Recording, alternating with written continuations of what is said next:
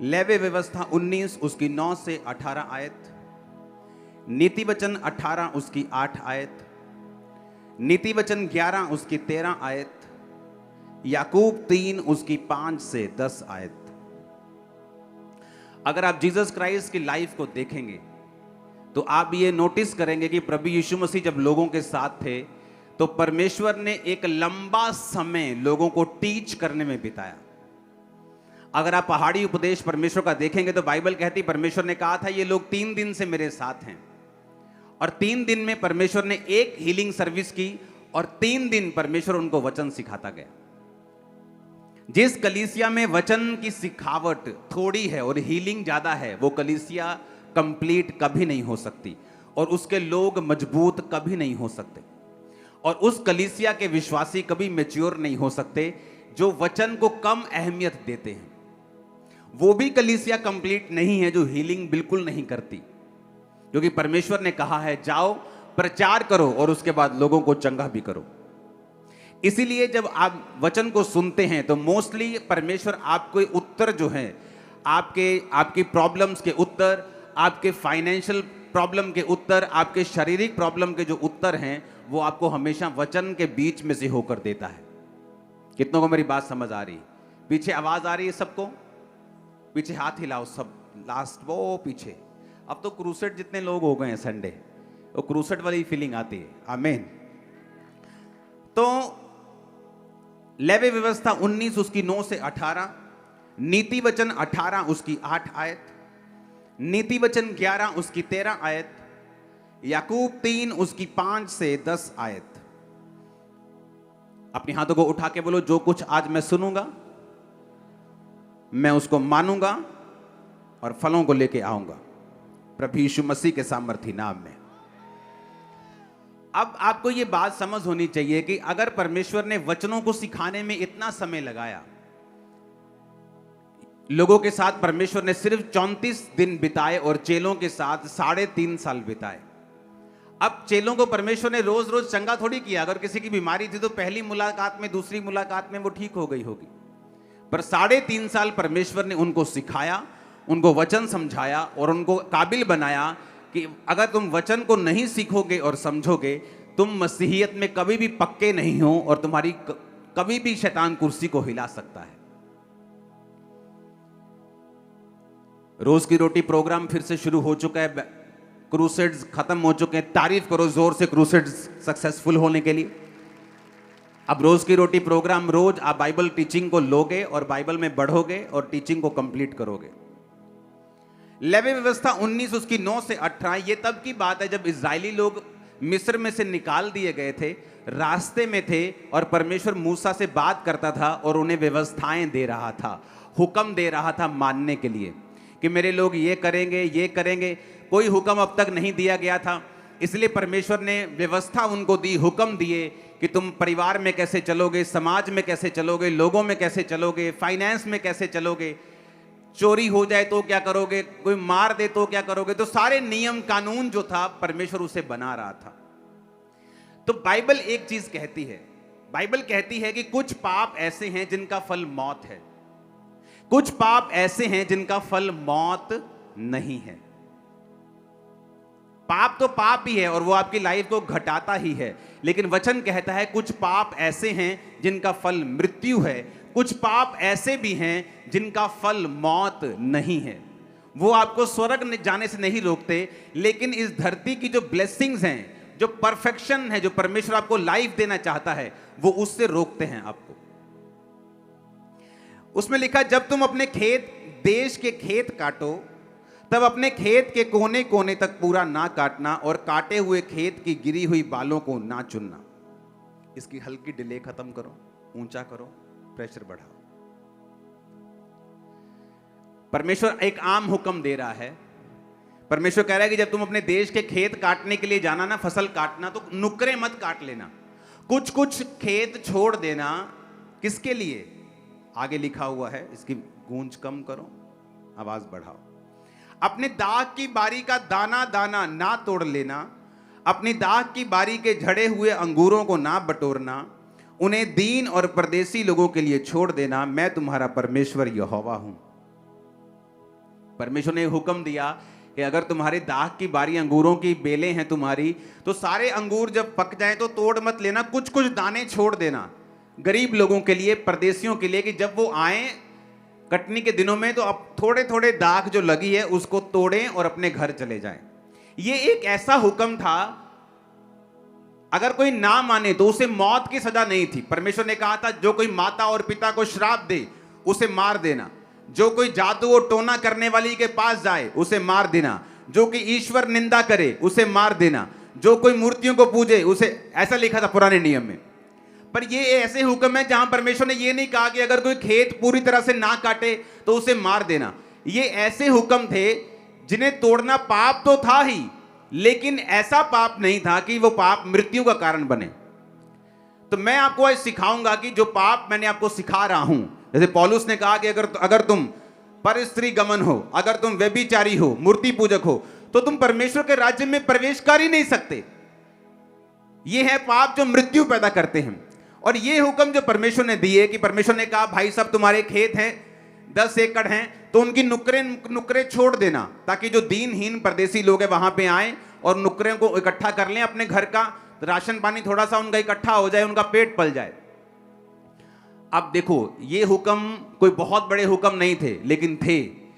मैं आपको इसलिए ये कह रहा हूं कि ऐसे पाप जो बड़े हैं और ऐसे पाप जो छोटे हैं, ये दोनों आपकी लाइफ को इफेक्ट करते हैं और बुरी तरह से करते हैं। परमेश्वर का छोटे से छोटा हुक्म जो बाइबल में दिया गया है, चाहे वो टाइट देना हो, प्रेयर करना हो, माता पिता की आज्ञाओं को मानना हो, किसी के खिलाफ झूठी गवाही ना देना, कुछ भी हो, वो छोटे से छोटा हुक्म जो जीसस क्राइस्ट के मुंह से निकला, वो एक लंबा बड़ा असर आपकी लाइफ के अंदर पैदा कर सकता है। जब आप रूथ की स्टोरी को देखते हैं, आप गांव में बहुत सारे लोग रहते हैं, कितने लोग गांव से आते हैं, पिंडों से आते हैं, हाँ देखो आधे लोग होंगे। तो जब आप गांव में होते हैं तो आपको मालूम होता है कि आ वाला जमींदार जड़ा है ना, ये बड़ा कंजूस है। गांव वालों को पता होता है कि कुछ जमींदार ऐसे जो रोज लस्सी बांटते हैं फ्री में। मेरी बात समझ आ रही है कि नहीं? उनके घरों से लोग रोज लस्सी लेने के लिए जाते हैं फ्री में। कुछ जमींदार होते हैं जो बड़े टाइट होते हैं, जो बड़े कंजूस होते हैं। तो लोगों को मालूम होता है कि मेरे जो गांव का जमींदार है वो कैसा है, लैंडलॉर्ड कैसा है। तो जब रूथ बोअज के खेत में वो चुगने के लिए गई, दाने चुगने के लिए गई, तो वो पता करके गई थी कि कौन सा खेत है जहां मैं जाऊं तो अपनी सास का पेट मेरा पल जाए। क्योंकि मजदूर से पूछता है कि भाई साहब काम कहां अच्छा मिलेगा, ये वाला मालिक अच्छा है, मजदूरी रोकता तो नहीं है, ये वाली दुकान अच्छी है, मजदूरी रोकती तो नहीं है, ये वाली कंपनी अच्छी है ना, मजदूरी खाती तो नहीं है। तो मजदूर का भाई होता है एक तरह से। तो वो बोअज के खेत में क्यों गई? क्योंकि बोअज, बाइबल कहती है, परमेश्वर के हुक्मों को मानने वाला व्यक्ति था। उसे मालूम था कि जब वो खेत काटेगा तो खेत की नुकरे नहीं काटेगा। तो मजदूरों को यह बात मालूम थी कि बोअज नाम का बंदा है, वो खेत छोड़ देता है, आसपास नुकरे छोड़ देता है, बड़ा वहां पे दाना मिलेगा। और परमेश्वर ने यह भी कहा था कि जब तुम फसल इकट्ठी करते हो ना, जो गिर जाए तुम्हारे इकट्ठी करते करते जमीन पे, उसे चुगना मत, वो भी दीनहीन और परदेशियों के लिए छोड़ देना। तो सब मजदूरों को मालूम था कि इस खेत में अन्न बड़ा मिलेगा। तो रूथ इसी पूछाहट में, क्योंकि वो जानती नहीं थी उस इलाके को, तो सडनली उसको सपना तो आया नहीं होगा ना, वो इस इलाके को जानते, तो लोगों से उसने पूछा होगा। तो लोगों ने बोअज का खेत रिकमेंड किया कि वहां पे चली जा, तेरे को कुछ ना कुछ अब तेरी बूढ़ी सास के लिए तेरे लिए जरूर मिल जाएगा। अब देखो, एक हुक्म जो मृत्यु का कारण नहीं है, जो नहीं मानता, लालच कर जाते हैं लोग, मर नहीं जाते। लेकिन अगर बोअज ने सारे खेत को काट लिया होता, और उसकी आदत होती कि वो सारे खेत काट लेता है, कुछ छोड़ता नहीं है, मैं आपको दावा करता हूं रूथ जैसी एक अच्छी औरत, एक काबिल औरत, एक विश्वासी औरत उसकी लाइफ में कभी भी एंटर ना कर पाती। कितने मेरी बात को समझ रहे हैं? एक छोटा सा हुक्म, एक स्मॉल सा हुक्म, किस तरह से देखो उसकी लाइफ में पैसा था, वो बोअज अमीर था, लैंडलॉर्ड था, पैसे थी, बरकत थी, नौकर चाकर थे, सब कुछ था, लेकिन मैरिज नहीं थी। आपकी लाइफ में कुछ टेस्टिमनीज ऐसी होती हैं, वो तब तक नहीं बनती जब तक आप अपने आप को परफेक्ट नहीं करते। कुछ लोग बोलते हैं मैं मूर्ति पूजा तो नहीं कर रहा हूं जी, मैं व्यभिचार नहीं कर रहा हूं जी। अब ये बात नहीं है। कई बार परमेश्वर आपको आपकी लाइफ की बड़ी टेस्टिमनी देने से पहले वो चाहता है आप छोटे छोटे गुनाह भी जो करते हैं उसको ना करें, परफेक्ट लाइफ रखें, ताकि परमेश्वर आपको वो लाइफ दे सके जो आपको देने के लिए, जिसके लिए आपको बुलाया गया है, जिसके लिए परमेश्वर ने आपको अपने पास बुलाया है। लेकिन अब परमेश्वर अब्राहम को बच्चा देना चाहता था, लेकिन अब्राहम परफेक्ट नहीं था, इसलिए परमेश्वर 99 साल का जब वो था, परमेश्वर आते हैं उसके दर्शन में, बोलते हैं अब्राहम मेरी उपस्थिति में चलता जा और सिद्ध होता जा। अब्राहम बोल सकता है परमेश्वर 24 साल हो गए तेरा पीछा करते, अभी भी मुझे सिद्ध होना है क्या? अब तो बातें कम कर, बच्चा दे मुझे। लेकिन परमेश्वर जानते थे कि जो मैं तुझे देना चाहता हूं, कई बार आपकी लाइफ में 5 टेस्टिमनीज बन चुकी हैं, बड़ी 6 टेस्टिमनीज बन चुकी हैं, लेकिन अभी भी एक ऐसी गवाही बाकी है जिस पर आपकी लाइफ डिपेंड करती है। कितने मेरी बात को समझ रहे हैं? मेरी लाइफ में ऐसा था, बहुत सी गवाहियां थी, लेकिन अभी भी कुछ टेस्टिमनीज ऐसी थी जिन पर मेरा पूरा जीवन निर्भर करता था। तो क्या करूं?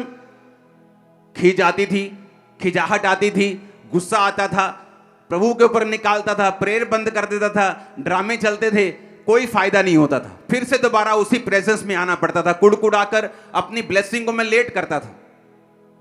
तो परमेश्वर ने मुझे सिखाया कि मुझे परफेक्ट होना पड़ेगा, मुझे सीधा चलना पड़ेगा, मुझे धीरज रखना पड़ेगा, मुझे आत्मा के फलों को बनाना पड़ेगा, मुझे छोटे हुक्मों से लेकर बड़े हुक्मों को मानना पड़ेगा, ताकि वो आशीष मेरी लाइफ में जब आए तो वो कंप्लीट हो जाए। कितने मेरी बात को समझ रहे हैं?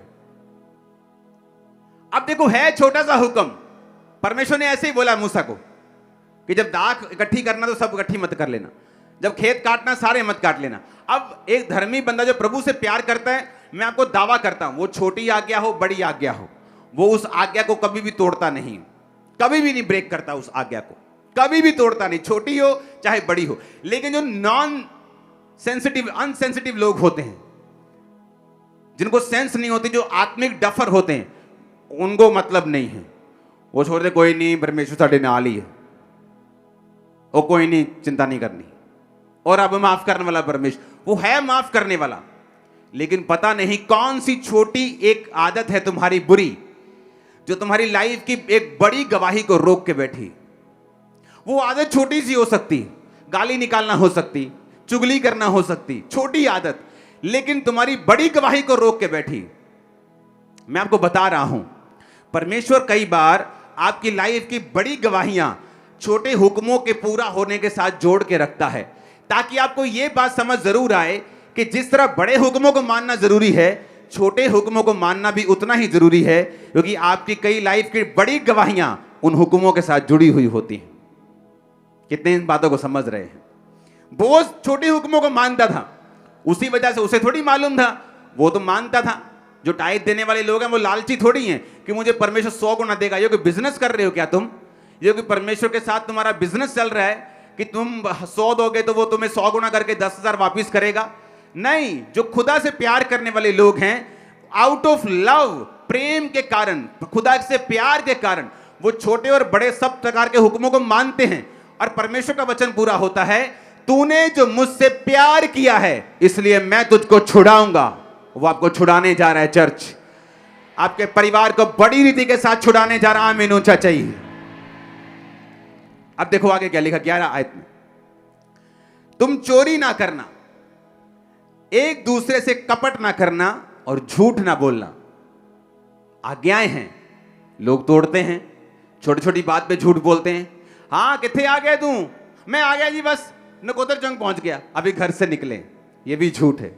आपको लगता है ये छोटा झूठ है, लेकिन कई बार ये चीजें आपकी बड़ी बरकत को रोक के रखती हैं और आपको मालूम भी नहीं होता। और छुट्टी कर ली तू? मैं बीमार सी जी, मैं ठीक नहीं सी। सीधा बोलो भुआ के लड़के की शादी थी, सीधा बोलो घूमने जाना था, सीधा करो दिल नहीं कर रहा था जी, मैं थोड़ा सा रेस्ट कर रहा था। जब तक तुम सीधा स्पष्ट नहीं बोलोगे, परमेश्वर तुम्हें बरकत नहीं देगा। अब्राहम की लाइफ में कोई बहुत बड़ा गुनाह नहीं था जब परमेश्वर ने कहा अब्राहम मेरी उपस्थिति में चलता जा और सिद्ध होता जा। अब्राहम कोई दूसरे परमेश्वर को मानने वाला बंदा नहीं था, कोई व्यभिचारी नहीं था, लेकिन उसकी लाइफ में छोटे छोटे कुछ चीजें होंगी जो उसकी बरकत को रोक रही होंगी। परमेश्वर ने कहा तो अब्राहम सिद्ध होता जा। अगर मैं आपको बोलूं कि भाई अपनी कमियों को छोड़ दे, तो आप नहीं बोलेंगे अगर आप वचन को समझते हैं कि कौन सी कमी, अगर आप जीसस क्राइस्ट को 20 साल से जानते हैं, अगर मैं आपको बोलूं आपकी अपनी कमियों को छोड़ दे, आप बोलोगे ठीक है जी मैं पूरी कोशिश करता हूं, क्योंकि आपको मालूम है आपकी कमी कौन सी है। अगली आयत, तुम मेरे नाम की झूठी कसम खाकर परमेश्वर का नाम अपवित्र ना करना। बात बात पे कसम खाना, मैंने प्रभु दी सौं लगे, नहीं नहीं बाइबल ते हाथ रख दिया, मैं बाइबल ते हाथ रख दी, बार बार परमेश्वर की कसम खाना उसको अपवित्र करने के बराबर है। जिसको आपका यकीन नहीं है कि आपने बोला कि ओके लीव इट, कसम खाना सही नहीं। एक दूसरे पे अंधेर ना करना, ना एक दूसरे को लूटना। मजदूर की मजदूरी तेरे पास रात सवेरे तक ना रहने पाए, किसी की मजदूरी को मत रखना। बहरे को श्राप ना देना, अंधे के आगे ठोकर ना रखना, अपने परमेश्वर का भय मानना, मैं यहोवा हूं। न्याय में कुटिलता ना करना, कंगाल का ना तो पक्ष करना, ना बड़े मनुष्य का मुंह देखकर विचार करना, एक दूसरे का न्याय धर्म से करना।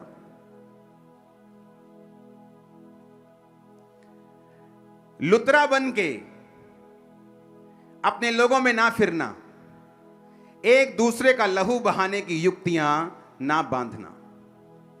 हालेलुया। लुतरा, बोलो लुतरा बन के। आपको मालूम है इसका मतलब क्या है लुतरा बन के?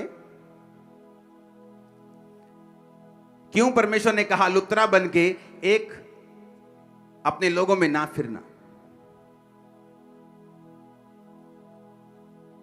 नीति वचन 11 उसकी 13 आयत भी यही कहती है, जो लतुराई करता फिरता वो भेद प्रकट करता है, परंतु विश्वास योग्य मनुष्य बात को छिपा रखता है।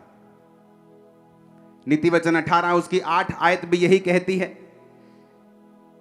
कानाफूसी करने वाले के वचन स्वादिष्ट भोजन के समान लगते हैं, वे पेट में पच जाते हैं। अगर हम इसको इब्रानी भाषा में देखें तो लतुरा का मतलब है राकील,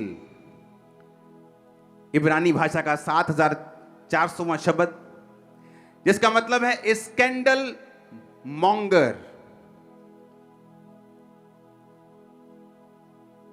अगर हम इसे पढ़ेंगे बड़े ध्यान से, जो आज मैं आपको टीचिंग दे रहा हूं, ये हाई लेवल की बाइबल टीचिंग है जो आपको देना बहुत जरूरी है। जैसे आप यूनिवर्सिटीज में पाते हैं जो बाइबल टीचिंग स्पेशल टीचिंग होती है, वो मैं आपको आज दे रहा हूं। अब स्कैंडल मॉन्गरिंग, जिसका अगर हम गूगल पे इसको पढ़ेंगे तो लिखा है, उस फोटो को देखेंगे, scandal, definition of scandal mongering, जो पिक्चर आपके पास है अंदर, spreading malicious gossip, type of gossiping. कहता कानाफूसी करने वाले, गॉसिप करने वाले,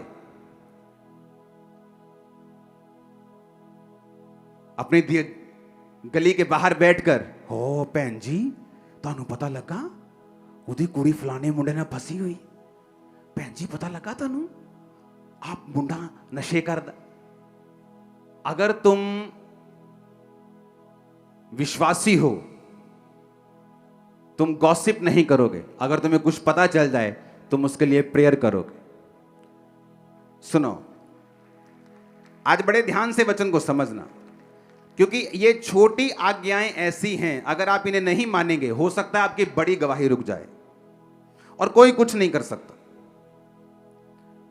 इसमें लिखा ए मैलिशियस गॉसिप। मैलिशियस गॉसिप का, मैलिशियस नाम का जो मैलिशियस वर्ड का मतलब हम समझेंगे, इसका मतलब है दुर्भावनाशील, कि किसी व्यक्ति की गॉसिप करना दुर्भावना के साथ। जब तुम्हारा बेटा नशा करता है, क्या तुम उसकी गॉसिप करती हो अपने मोहल्ले में कि बहन जी आओ तानू गल दसा मेरा मुंडा नशा करके आया राती? आप बताते हो? बोलो, बताते हो कि नहीं? नहीं बताते। क्यों? क्योंकि वो आपका बेटा है।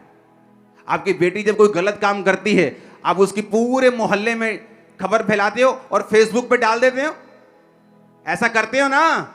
नहीं करते, लेकिन तुम दूसरों के लिए करते हो, क्योंकि दूसरों के लिए तुम्हारे अंदर दुर्भावना है। जीसस क्राइस्ट ने कहा कि राखील का मतलब लतुराई, लतुरे का मतलब है राखील, राखील का मतलब है एक स्कैंडल मॉन्गरर, जिसका मतलब है ऐसा व्यक्ति जो मैलिशियस गॉसिप करता है, जो गॉसिप करता है, जो गप्पे मारता है दुर्भावना के साथ, जिसके अंदर दुर्भावना है। क्योंकि मैं आपको एक चीज बताना चाहता हूं,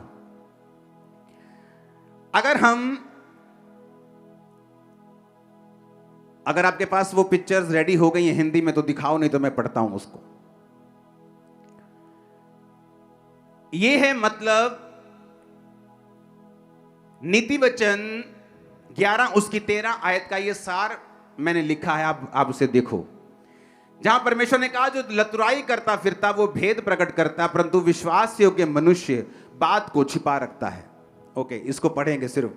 धर्म ग्रंथ का ये अंश हमें सिखाता है कि गप की आदत या प्रवृत्ति का मार्ग शास्त्रों में वर्जित है, कि गप्पे लगानी, गॉसिप करनी दुर्भावना के साथ किसी व्यक्ति की बाइबल में वर्जित है और ऐसा नहीं होना चाहिए। विशेष रूप से भाइयों और परिवार के सदस्यों के बीच। कौन से भाई?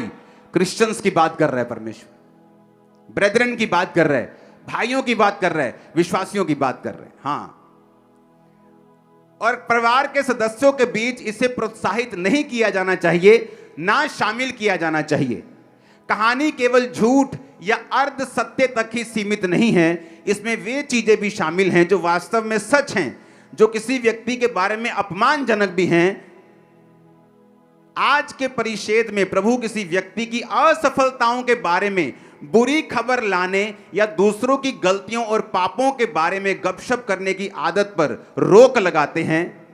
जैसे जैसे एक ईसाई आत्मा में परिपक्व होता है, उसके बाद सुनो, मैं अपनी इसे आयत से पढ़ता हूं, सेकंड को लिखा, जैसे जैसे एक ईसाई, एक मसीही आत्मा में परिपक्व होता है, वो दूसरे व्यक्ति की अचीवमेंट्स को और अच्छी चीजों को सुनना चाहता है। सिलेंडर करना, गॉसिप करना, बदनामी करना, गपशप करना, चरित्र हनन करना, ये शैतानी विशेषताओं की अभिव्यक्तियां या प्रमाण हैं। एक ऐसा व्यक्ति जो चर्च में है और उसका काम सिर्फ एक दूसरे की कमियों को एक दूसरे पे जाहिर करना है, वचन कहता है कि ये शैतानी विशेषताओं का प्रमाण है। ये उस व्यक्ति की लाइफ में डेविल की उपस्थिति का एक प्रमाण है, एक प्रूफ है कि इस व्यक्ति में परमेश्वर का आत्मा नहीं, शैतान का आत्मा है। कितने मेरी बात को समझ रहे हैं? परमेश्वर ने कहा जब एक व्यक्ति आत्मा में परिपक्व होता है तो वो ये नहीं चाहता, वो सुनना नहीं चाहता कि कौन व्यक्ति कौन सी गप्पे लगाने की कोशिश कर रहा है या उस व्यक्ति की लाइफ में क्या हो रहा है। अगर उसे कोई बुरी न्यूज मिलती है, क्योंकि आप सब लोग जब मसीह में आते हैं, आप जीसस क्राइस्ट नहीं हैं, आप गलती करेंगे, लेकिन अब मैं आपकी गलती को इंटरनेट पे डाल दूं या मैं आपको समझाऊं और आपके लिए प्रेयर करूं, या मैं आपकी गलती को फिर अपनी टीम को इकट्ठा करके चुगलियां करूं आप लोगों की कि आप ऐसे हैं, उस व्यक्ति ने ऐसा किया, वो ऐसा। चुगलियां करने वाले लोग, बाइबल कहती है उनकी लाइफ में ये प्योर प्रमाण है कि शैतान उनकी लाइफ के अंदर है और काम कर रहा है। एक क्रिश्चियन परिपक्व व्यक्ति ये गॉसिप में कोई भी इंटरेस्ट नहीं रखता, बल्कि वो उन कमियों को जो उसने सुनी है उनके लिए प्रेयर करने में इंटरेस्ट रखता है। नीति वचन 11:13, जो लतुराई करता फिरता वो भेद प्रकट करता है। बाइबल कहती है वो भेद सत्य भी हो सकता है, पर वो दुर्भावना से शेयर किया गया है। एक शेयर है जो मैं आपके साथ कर रहा हूं कि यार उस बंदे के लिए प्रेयर करना, अच्छा सीरियस प्रेयर करना, मैं अपनी टीम को बोल सकता हूं वो थोड़ा गिर गया है, वो शराब में चला गया है, चलो जाओ उसके लिए प्रेयर करो। एक ये है, एक है चल भैन जी तेन लगा पता वो फिर तो दारू पीने लग गया। एक ये है, एक है दुर्भावना के साथ किसी व्यक्ति को डाउन करने के लिए उसकी बातों को शेयर करना विश्वासियों के साथ, लोगों के साथ, और ये बाइबल कहती है शैतानी प्रमाण है तुम्हारी लाइफ में। एक है प्रेयर करने के लिए, अगर मुझे किसी की कमी नजर आती है तो मैं उस विषय के लिए प्रेयर करूंगा। कितने मेरी बातों को समझ रहे हैं? कहता परंतु विश्वास योग्य मनुष्य बात को छिपा रखता है। जो विश्वास योग्य बंदा है, बंदी है, वो बात को छिपाने का मतलब उसके लिए प्रेयर करना, उसको लतुराई करते फिरना चर्च में नहीं, एक दूसरे की बदनामी करते फिरना नहीं। इसीलिए वचन कहता है याकूब 3 उसकी 5 से 10 में, जीभ भी छोटा सा अंग है, बड़ी बड़ी डींगे मारती है, थोड़ी सी आग से देखो कितने बड़े जंगल में आग लग जाती है। जीभ भी एक आग है, हमारे अंगों में अधर्म का एक लोक है, सारी देह पर कलंक लगाती है, जीवन गति में आग लगा देती है, नरक कुंड सी आग से जलती रहती है। हर प्रकार के वन, पशु, पक्षी, रेंगने वाले जंतु, जलचर मनुष्य जाति के वश में हो गए हैं, हो सकते हैं, पर जीव को मनुष्यों में से कोई वश में नहीं कर सकता। वे एक ऐसी बला है जो रुकती नहीं, प्राण नाशक विष से भरी हुई है। इसी से प्रभु और पिता की स्तुति करते हैं, इसी से मनुष्य को जो परमेश्वर के स्वरूप में उत्पन्न हुए हैं श्राप देते हैं। हे मेरे भाइयों, एक ही मुंह से धन्यवाद और श्राप दोनों निकलते हैं, ऐसा नहीं होना चाहिए। उसने कहा जीव तुम्हारे जीवन में अधर्म का लोक है, नरक कुंड की आग से जलती रहती है। जो व्यक्ति इसको काम में लाना नहीं जानता वो इसका फल पाएगा। कितने इन बातों को समझ रहे हैं? अब आपको यह बात समझ आनी चाहिए कि ये बातें ऐसी नहीं हैं कि आपको नरक में ले जाएंगी, पर मैं आपको दावा करता हूं ये बातें ऐसी हैं जो इस दुनिया में आपके लिए प्रभु ने रखा हुआ है, कभी आप तक नहीं पहुंचेगा। मैं आपको बता रहा हूं, आने वाले 10 साल में लोग यहां खड़े होंगे टेस्टिमनी देने के लिए कि मैं ऐसी थी और मेरी लाइफ में देखो परमेश्वर ने क्या किया। आप देखना, लोग गवाही देंगे कि मेरी लाइफ में मैंने कुछ हासिल नहीं किया, मैं कहीं नहीं पहुंची, मैं जीरो से भी नीचे चली गई हूं, क्योंकि मेरे जीवन में ये आदत थी। आप देखना, मैं आपको प्रोफेटिक वर्ड दे रहा हूं, ये गिरेगा नहीं, मैं आपको बता रहा हूं। वचन जब हमें नहीं मालूम होता, आपने मुझे कभी भी किसी पास्टर की चुगली करते नहीं देखा होगा। पास्टर मीटिंग्स में मैं बहुत कम निकलता था ताकि मैं किसी की चुगली ना करूं, ना सुनूं, ना फालतू बात करूं, ना सुनूं, ना देखूं, अपना काम करूं, अपनी प्रेयर करूं, अपने लोगों के लिए प्रेयर करूं, अपने लोगों को बचाऊं, अपनी कॉलिंग को पूरा करूं, जो काम खुदा ने दिया उसे करूं। एक ही मुंह से लेकिन हम परमेश्वर को धन्यवाद करते हैं, वर्शिप करते हैं, गीत गाते हैं, हालेलुया, आमीन। जैसे जब चर्च कंप्लीट हो जाती है आमीन हो जाता है, बहन जी तुम लगा बता, नाली शुरू। तो परमेश्वर ने कहा ये दो मुंहा सांप की तरह क्या कर रहे हो? एक मुंह से धन्यवाद करते हो, दूसरे मुंह से उसी भाई की, उसी बहन की जो प्रभु के स्वरूप में है उसकी निंदा करते हो। उसने कहा लतुरा बन के अपने लोगों में ना फिरना, एक दूसरे का लहू बहाने की युक्ति ना बांधना, मैं यहोवा हूं। 16 आयत। 17 आयत, अपने मन में एक दूसरे के प्रति बैर न करना, अपने पड़ोसी को अवश्य डांटना, नहीं तो उसका भार तुझ पर बना रहेगा। बहुत कम लोग हैं जो डांटने की ताकत रखते हैं,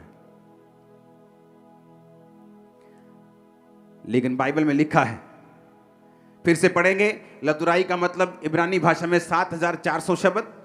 राकील का मतलब है स्कैंडल मॉन्गर, और उसके बाद स्लेंडर, कैरीटेल्स और टेल बीरर। टेल बीरर को जब हम पढ़ते हैं, गूगल पे पढ़ेंगे टेल बीरर के शब्द को, उसमें लिखा टेल बीरर वो आदमी है जो सीक्रेट्स जाहिर करता है दूसरे लोगों के ऊपर, आपके सीक्रेट्स। ये एक ऐसा व्यक्ति है चर्च में, बाइबल कहती है ये इनडायरेक्टली शैतान का दूत है और शैतान उसे इस्तेमाल कर रहा है। कुछ लोगों की आदत होती है मैं आपको बता रहा हूं, बहुत से पास्टर्स ऐसे लोगों के साथ ग्रसित हैं, बहुत सी सेवकाइयां ऐसे लोगों के साथ ग्रसित हैं। आपके साथ कुछ लोग होते हैं ऐसे जो खुद कहीं नहीं जाते, पर आपके साथ के लोगों को हमेशा डिस्करेज करते हैं। खुद कहीं नहीं जाना उन्होंने, लेकिन साथ वाले लोगों को कभी मालूम नहीं होता कि ये लोग क्या कर रहे हैं। और जब आप आत्मा में बढ़ते हैं और ऐसे लोगों को आप निकालते हैं, लोगों को समझ आती है, अच्छा ये व्यक्ति शैतान का दूत था, ये शैतान की विशेषताओं का एक प्रमाण था इसके अंदर, और जब ये गया सब कुछ सेट हो गया। और जिन व्यक्तियों को ऐसे लोग डिस्करेज करते हैं, उन व्यक्तियों का हाल देखो जाके क्या होता है जब वो निकल जाते हैं। बुरे हाल होते हैं, बुरे हाल, बताने योग्य नहीं। डेथ्स होती हैं घरों में, ऐसी चीजें होती जो बताने वाली भी नहीं, और उन्हें मालूम नहीं कि एक छोटा सा गुनाह जो तुम्हारे शरीर में, तुम्हारी लाइफ में है, किसी की लाइफ को कितना बड़ा इफेक्ट कर सकता है। क्योंकि जो परमेश्वर का जन है वो कभी इफेक्ट नहीं होता। एक बाप 100 बच्चे चाहे तो जन्मा सकता है, 100 बच्चे मिलकर बाप पैदा नहीं कर सकते। हालेलुया। चाहे वो 100 के 100 डॉक्टर और इंजीनियर और बड़े बड़े बिजनेसमैन क्यों ना। पलटा ना लेना, अपनी बदला लाने ना, खुदा ने कहा 18 आयत में, अपने जाति भाइयों से बैर मत करना, एक दूसरे से अपने समान प्यार करना, मैं यहोवा हूं। आमीन। परमेश्वर ने कहा एक मॉन्गर मत बनो, टेल बिरर मत बनो, लतुराई करते मत फिरो चर्च में, गॉसिप मत करो, एक दूसरे पे अंधेर मत करो। नीति वचन 18 उसकी 8 में लिखा, कानाफूसी करने वाले के वचन स्वादिष्ट भोजन के समान लगते हैं, वो पेट में पच जाते हैं। कानाफूसी करने वाले के लिखा जो वचन होते हैं ना, बड़े टेस्टी लगते हैं, सुनने में मजा बड़ा आता है, लेकिन बाद में उसका असर जो है वो बुरा है। सुनाने वाला भी श्रापित है और सुनने वाला भी इफेक्टेड है।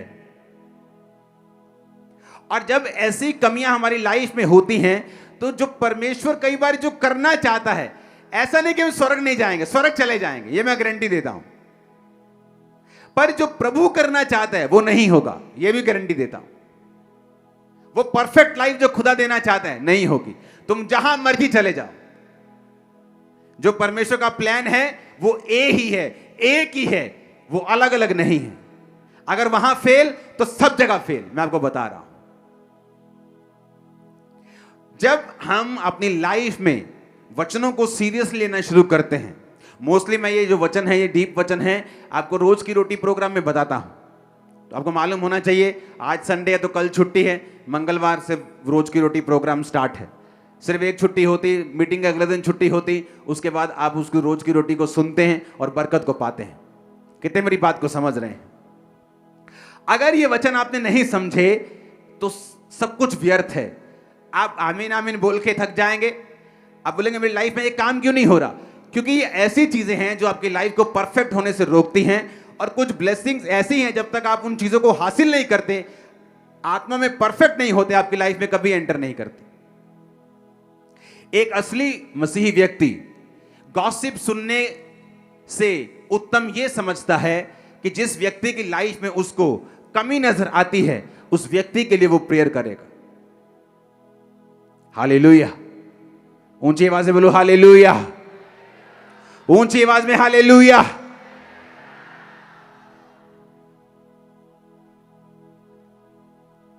जब हम बढ़ते हैं तो बाइबल कहती तुम दाग की तरह हो, तुम टहनियां हो। एक दाग जब बढ़ती है ना, जब एक बूटा बढ़ता है कोई भी हो, जब वो ज्यादा बढ़ जाता है तो आउट ऑफ शेप हो जाता है, पता है कि नहीं? जब वो आउट ऑफ शेप हो जाता है तो फिर माली उसे थोड़ा थोड़ा काटता है। वो काट के छोटा तो नहीं हो जाता पहले जितना, थोड़ा सा छोटा हो जाता है, लेकिन पूरी तरह से शेप में आ जाता है। फिर वो और बढ़ता है, फिर माली उसको फिर काटता है और शेप में लेके आता है। बाइबल क्या कहती है? उसने कहा अपने पड़ोसी को अवश्य डांटना। पड़ोसी कौन? आपका नेबर नहीं, जो आपके मकान में रहता है, आपके मकान के साथ, वो उसकी बात नहीं कर रहा। पड़ोसी का मतलब जो आपके सबसे करीब है, जिसको आप जानते हैं। मुझे याद है जब मैं अपने स्पिरिचुअल फादर के पास नाइजीरिया में जाया करता था, तो वहां पे अच्छी तरह से मेरी धुलाई होती थी, आत्मिक धुलाई। तो सारी कमियां वहां निकल जाया करती थी। तुम्हारी लाइफ में एक भी जन ऐसा नहीं है जो तुम्हें डांट सके। जिसको बाप ने नहीं डांटा, मेंटर ने नहीं डांटा, उसको दुनिया ने डांटा है, उस दुनिया ने उसको मारा है। जिसने बाप की मार खाई है, उसने दुनिया को नचाया है अपने इशारों पर। मैं आपको बता रहा हूं, उसको दुनिया नहीं नचा सकी, उसको दुनिया घुमा नहीं सकी, उसको दुनिया मार नहीं सकी। तुम्हारी लाइफ में एक बंदा भी ऐसा नहीं है जिसकी तुम डांट खा सको। शर्म आनी चाहिए। बाइबल कहती है चुगलियां करने वाले लोग, गॉसिप करने वाले लोग। फिर से पढ़ेंगे उस हिंदी के पदों को, उस बाइबल टीचिंग को पढ़ेंगे फिर से। धर्म ग्रंथ का ये अंश, कौन सा अंश? नीति वचन 11 उसकी 13 आयत को पढ़ेंगे साथ साथ। जो लतुराई करता फिरता वह भेद प्रकट करता है, परंतु विश्वास योग्य मनुष्य बात को छिपा रखता है। ये वाला अंश की बात कर रहा है। धर्म ग्रंथ का ये अंश हमें सिखाता है कि गपशप, गॉसिप करने की आदत, चुगलियों की आदत या प्रवृत्ति का मार्ग शास्त्रों में वर्जित है। बाइबल में इसका वर्जित मतलब मना है, और ऐसा नहीं होना चाहिए। विशेष रूप से भाइयों, परिवार और परिवार के सदस्यों के बीच इसे प्रोत्साहित ना किया जाए, ना शामिल किया जाए। कहानी, गपशप की कहानी केवल झूठ और अर्ध सत्य तक सीमित नहीं, इसमें वो चीजें भी शामिल हैं जो सच्चाई हैं। गॉसिप करने वाला जरूरी नहीं झूठ बोलेगा, वो सच भी बोल सकता है, पर है वो शैतानी, है वो झूठा। उसका ओरिजिन, उसका जन्म शैतान से हुआ है। कितने मेरी बातों को समझ रहे हैं?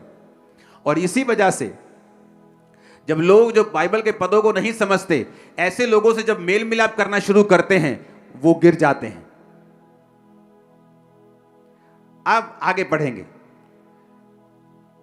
आज के परिच्छेद में प्रभु किसी व्यक्ति की असफलताओं के बारे में बुरी खबर लाने या दूसरों की गलतियों और पापों के बारे में गपशप करने की आदत पर रोक लगाते हैं।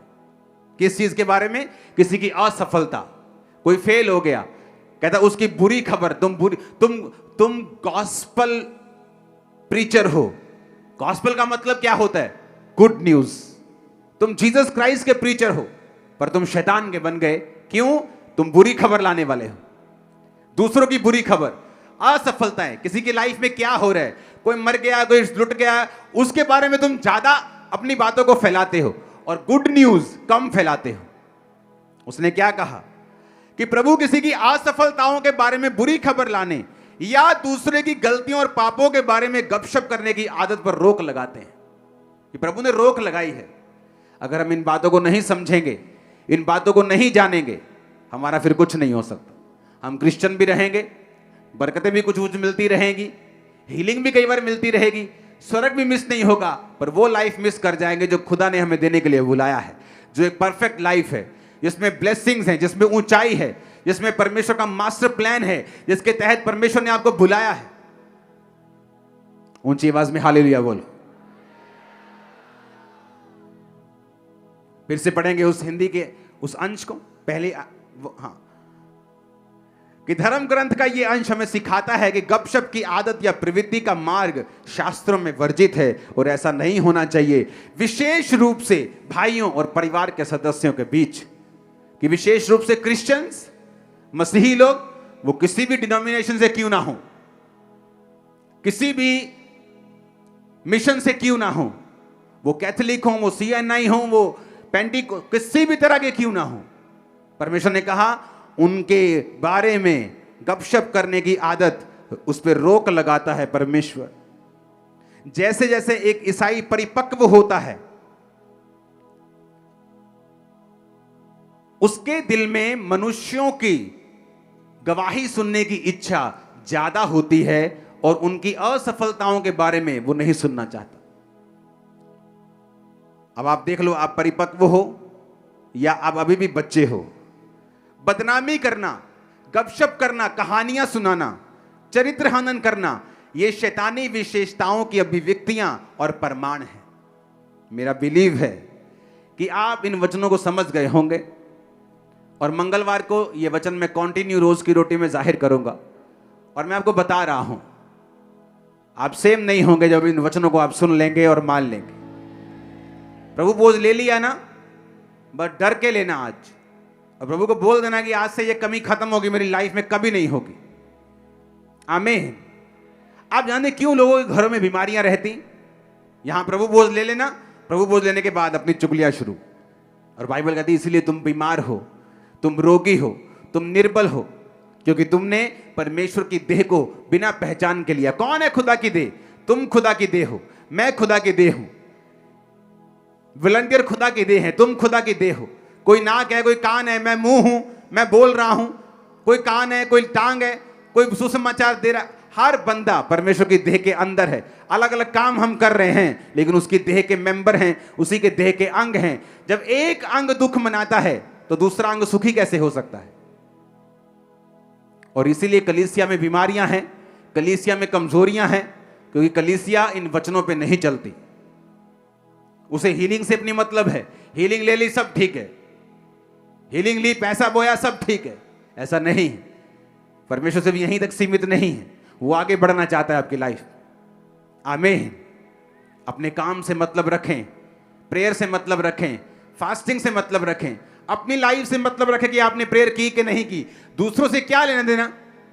कई बार गलती क्या करता है इंसान, जब एक विश्वासी को कोई पाप में देखता है, हो सकता है उसी रात उसने तौबा कर ली हो,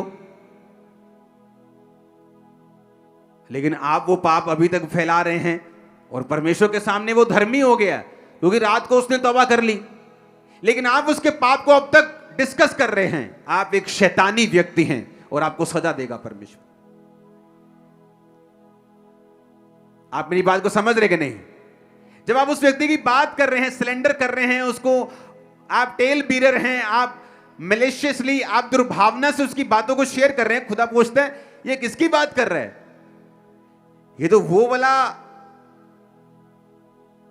बंदा नहीं जो रात को तौबा कर ली थी जिसने, ये तो माफी पा गया है, ये तो मेरा बच्चा है।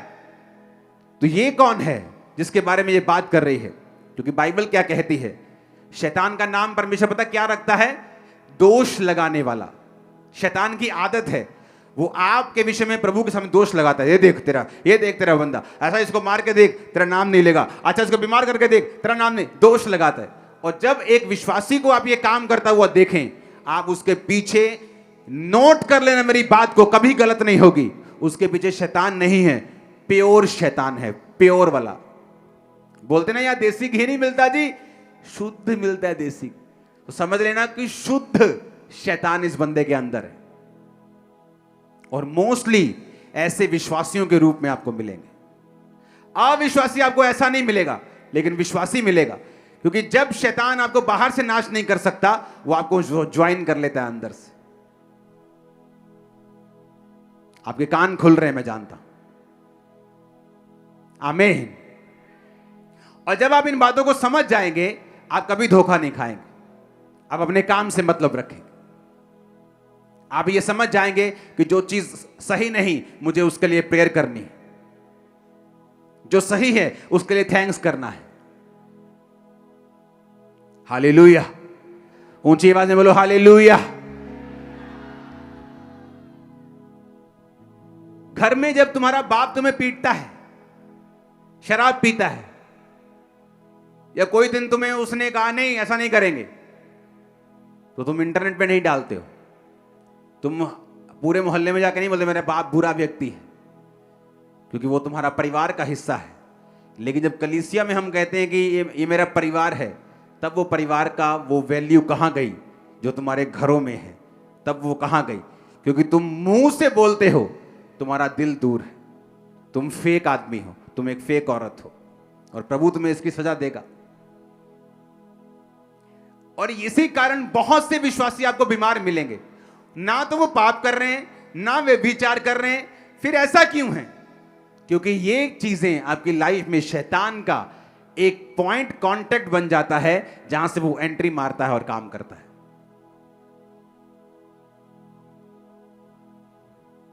आज ऑपरेशन हो रहे हैं। हाँ, याकूब 3:6, जीभ भी एक आग है, हमारे अंगों में अधर्म। देखो क्या कहते हैं, अधर्म। धर्म का लोक नहीं, अधर्म, नरक कह रहे हैं उसको, जीभ को। कहता सारी देह पर कलंक लगाती है, शरीर पर कलंक लगा देती है, नरक कुंड की आग से जलती रहती है, जीवन गति में आग लगा देती है। मेरी बहनों बचो, क्योंकि इस बात में शैतान बहनों पे ज्यादा काम करता है। भाई भी बचें, क्योंकि वो किसी को स्त्री पुरुष को देखकर शैतान नहीं आता। लेकिन इस बात से बच के रहना है, ताकि जब प्रभु आपको कुछ ऐसा देने के लिए आए, ऐसी गवाही जिस पर आपकी लाइफ डिपेंड करती है, वो आपको काबिल समझे, नाकाबिल ना समझे। मेरा बिलीव है कि आज से ये कमी यहीं खत्म हो गई। इस चर्च की मिट्टी में उस कमी को आज दफन करके वापस जाना, और फ्री होके वापस जाना, हल्के होके वापस जाना।